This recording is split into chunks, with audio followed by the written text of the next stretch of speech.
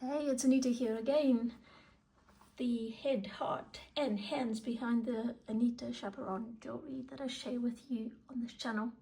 Today I have something pretty new. I have already posted on my website, so it is available, but I haven't shared it with you in real life and movement and showing you how these things move.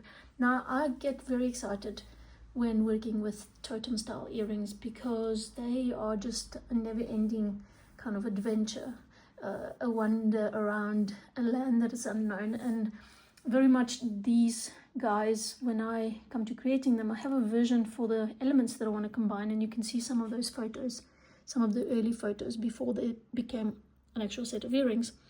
You can see them on my website, and you can see how the whole story of these guys evolves.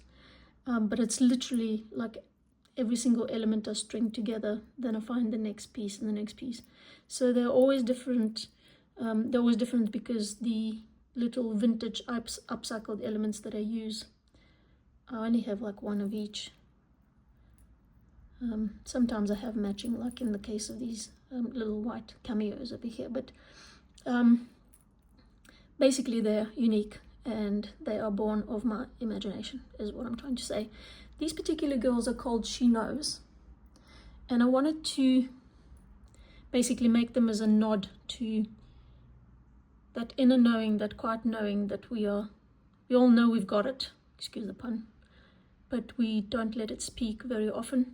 So I was kind of hoping that with the twists and the twizzles and the kind of abundance of elements, I wanted these earrings to basically serve you as a reminder of your inner knowing, to trust it when you hear it, to bother to hear it.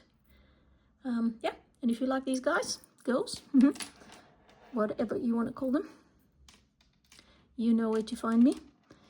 And if you want to know, or be the first one to know when I release new ones, sign up to this channel and you'll be automatically notified, because everything I make is one of a kind, and when it's gone, it's gone.